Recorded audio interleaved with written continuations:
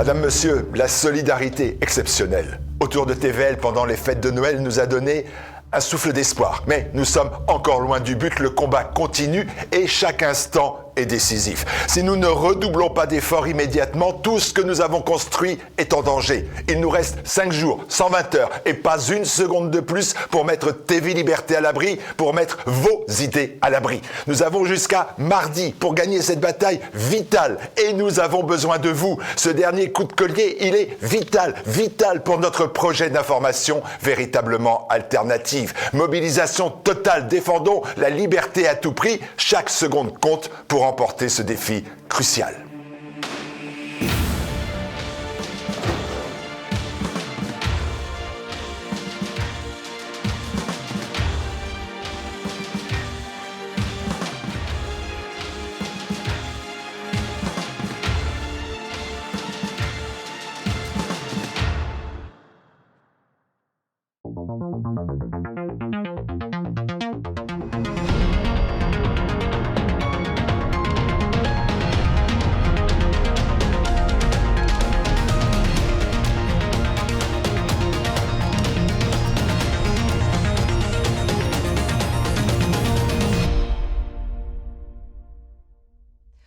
Bonjour à tous, je suis très heureuse de vous retrouver pour ce nouveau numéro d'Immédiat, un numéro un peu spécial, juste après Noël, que j'espère vous avez fêté dignement, en famille, dans la joie et le bonheur.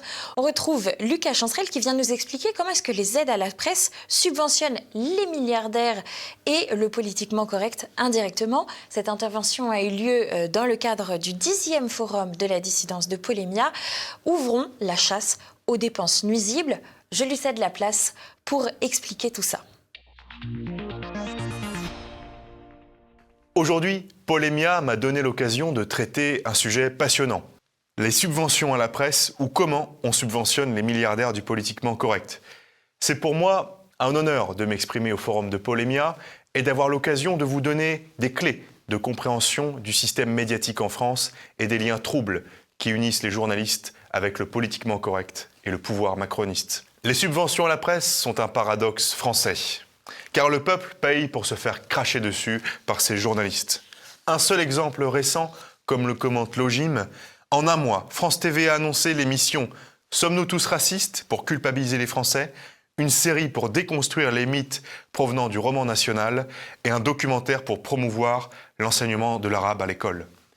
Comme le souligne Jean-Yves Le Gallou, France Télévisions, 3,5 milliards de dépenses de propagande chaque année, 3,5 milliards à économiser d'urgence. Pourtant, il est exigé des Français des efforts conséquents, avec encore de nouvelles hausses d'impôts annoncées par le gouvernement Barnier.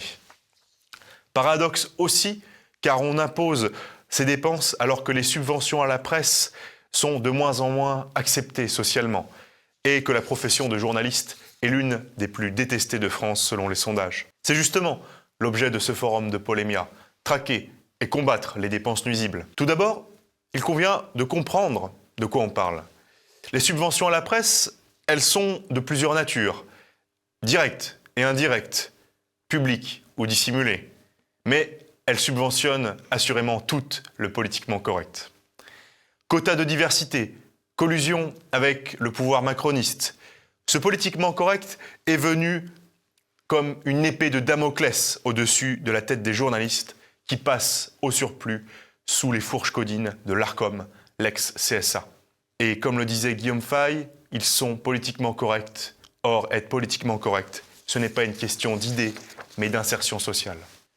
Historiquement, ces fameuses aides à la presse remontent aux ordonnances de 1944, adoptées à la Libération par le gouvernement gaulo-communiste. Théoriquement, ces aides devaient arracher la presse aux puissances de l'argent, je cite, et garantir l'indépendance et la qualité de l'information. Brillante idée que de financer l'indépendance des médias avec l'argent du pouvoir. Ce sujet nous invite à nous poser la question suivante. La presse subventionnée peut-elle être vraiment libre en France ? Autrement dit, peut-on mordre la main qui nous nourrit ? Nous commencerons par déterminer le montant et les modalités de ces aides à la presse. Puis nous verrons qu'elles profitent en réalité à quelques milliardaires du politiquement correct. Pour enfin proposer, puisque nous sommes ici dans un forum à Polémia, des solutions concrètes pour sortir de ce système et permettre aux journalistes de retrouver leur liberté. Les mythes de la presse libre, les chiffres parlent d'eux-mêmes. Il y a deux sortes d'aides à la presse, les aides directes et les aides indirectes, puis les aides occultes, nous allons le voir.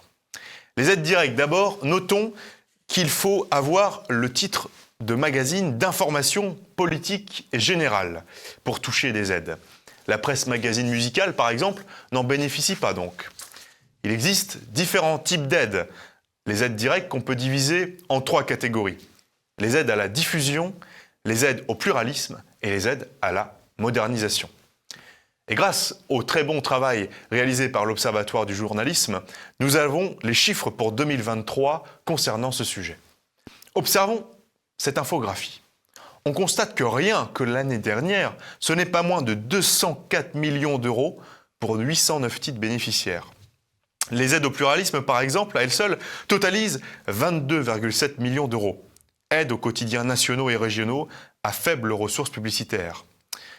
En réalité, ce sont ces aides au pluralisme qui sont particulièrement critiquables, car elles financent des journaux que personne ne lit. Le problème de ces subventions est aussi la dépendance des journaux à leur égard. En effet, elles prennent une place de plus en plus importante dans l'économie du secteur. Hors dépenses fiscales, les aides à la presse représentaient 21,4% du chiffre d'affaires du secteur, soit une progression de 6 points sur les 10 dernières années, selon un rapport sénatorial. Ainsi, sous la présidence d'Emmanuel Macron, les subventions publiques aux journaux ont pris des proportions inédites. En réalité, les subventions globales ne font qu'augmenter depuis une quinzaine d'années. 390 millions pour la période 2015-2021 par exemple. Avec les aides à la distribution, proportionnelles aux ventes papier, on parle d'un demi-milliard d'euros. S'ajoutent les fameuses aides indirectes. Ces aides indirectes, elles sont de plusieurs natures. D'abord, on a la TVA, à taux dit super réduit, 2,1%. Ou encore la compensation versée à la Poste pour sa mission de distribution des journaux. Ou enfin, du point de vue fiscal, les différents abattements pour les journalistes, des crédits d'impôt pour les particuliers ou pour les entreprises. Mais aussi d'autres moyens de subventions indirectes auxquels on pense un peu moins, à savoir l'État comme annonceur publicitaire. Explication par l'expert en marketing Hubert Calmette. L'État, comme n'importe quelle marque commerciale, dégage sur différents ministères, différentes directions de communication de ministères, des budgets pour faire des campagnes de com', campagne de prévention routière, campagne de vaccination quand il s'agit du ministère de la Santé, campagne de recrutement pour le ministère des Armées, etc. etc. Une campagne de recrutement pour les armées, c'est à peu près 5 millions d'euros en moyenne. Vous voyez. Et au total, on a là un budget qui s'établit, si l'on en croit les éléments du service d'information du Premier ministre en 2022, à près de 500 millions d'euros hors taxes, d'achat d'espace, sur 2 ans. Donc à peu près 250 millions d'euros par an d'espace publicitaire acheté par l'État. Et là, vous êtes ou vous n'êtes pas dans le plan média quand vous êtes un support. C'est un petit peu, là encore, alors non pas à la tête du client, parce que la centrale d'achat d'espace va faire une recommandation en fonction de vos objectifs et vos cibles, mais au bout du compte, c'est évidemment le client, l'annonceur, donc le ministère. La plupart du temps, la direction de la communication est en étroite relation, pour ne pas dire en dépendance, du cabinet du ministre. Donc on a évidemment des choix qui s'opèrent, qui sont parfois, peut-être souvent, des choix d'ordre politique. Il est très difficile de dégager sur les budgets de communication la quote-part de frais de ressources humaines et d'achat d'espace. Mon expérience en tant que professionnel du marketing territorial au niveau départemental, régional et au niveau métropolitain, et tout ce que j'ai pu relever des différents rapports des CRC, des chambres régionales des comptes, me laisse penser qu'on est dans un ordre de grandeur qui est du demi-milliard d'euros. C'est 500 millions d'euros à peu près qui sont consacrés par les régions, par les départements, par les métropoles ou les agglos et communautés de communes à la communication externe ou communication interne à destination du citoyen. Et là encore, vous pensez bien qu'à travers un achat d'espace, on peut acheter la bienveillance ou à minima la bienveillante neutralité d'un groupe de presse local qui, le moment venu, peut être d'un certain intérêt, vous voyez, en période préélectorale par exemple. Donc on est bien là sur des moyens qui sont hautement manipulatoires et tout cela se fait bien évidemment avec de l'argent public. Vous avez d'une part ceux qui sont les groupes de presse, les groupes de médias qui sont redevables. Profil Patrick Drahi, 2014, affaire SFR, réalisée grâce à M. Macron. Donc là, Drahi, c'était BFM jusqu'à il n'y a pas longtemps, et c'est encore Libération, par le biais d'une entreprise qui s'appelle la Presse Indépendante, ce qui est amusant d'ailleurs. Vous avez également, évidemment, ceux qui sont dépendants de la commande publique, profil Bouygues et Dassault. Bouygues, c'est TF1, LCI. Dassault, c'est Le Figaro. Donc là encore, une dépendance étroite à l'État. On ne vend pas des rafales aux charcutiers du coin de la rue, vous l'aurez compris. Vous avez les amis politiques. Les amis politiques, ce sont des gens comme M. Xavier Niel, Huffington Post, Le Nouvel Obs, Télérama, Le Monde, et quelques autres, le Courrier International. Donc des grands titres, on va dire, de gauche bobo, de gauche catho, de gauche bourgeoise. Et puis vous avez les amis évidemment personnels, Pinault, Le Point, Arnaud, là c'est les Échos, aujourd'hui en France, Le Parisien. Et vous avez ceux qui ont un lien évidemment organique avec l'État. Je pense à France Télévisions et Radio France. Donc pour rappel, le président de Radio France ou de France Télévisions est nommé par le président de l'Arcom, qui est lui-même nommé en Conseil des ministres par le président de la République. Donc vous voyez, on n'est pas loin de l'ORTF, quoi qu'ils en disent. D'autant que vous avez, face à cela, un apport financier, une dotation de l'État tout à fait considérable, de l'ordre de 3 milliards d'euros. Donc la dépense, elle est très très forte, évidemment, là. Et la nébuleuse de ces médias est considérable en termes de part de voix et d'impact. Mais alors, qui sont les bénéficiaires de ces aides ? Certainement pas TV Liberté ou Valeurs Actuelles. En réalité, ce sont le fruit de copinage idéologique qui finance le politiquement correct. Ce qui est intéressant, c'est d'entrer dans le détail, de voir quels journaux bénéficient et perçoivent ces aides en particulier. Typiquement, comme le souligne Logim, l'un des plus gros bénéficiaires de ces aides est le journal communiste L'Humanité. Voyez par vous-même l'évolution de leur juteuse tirelire. En 2017, un peu plus de 4 millions d'euros. En 2023, 6 500 000. S'il était vraiment nécessaire de rappeler ce qu'est l'Humanité, un seul exemple peut résumer leur propagande. Lisez par vous-même, l'immigration n'est pas un problème. Ben voyons. Comme le met en avant Logim pour rendre plus éloquent le vol du contribuable, le journal d'extrême gauche L'Humanité est le champion du monde des subventions publiques. Il reçoit 6,6 millions d'euros chaque année, soit une aide de 0,698 euros par exemplaire.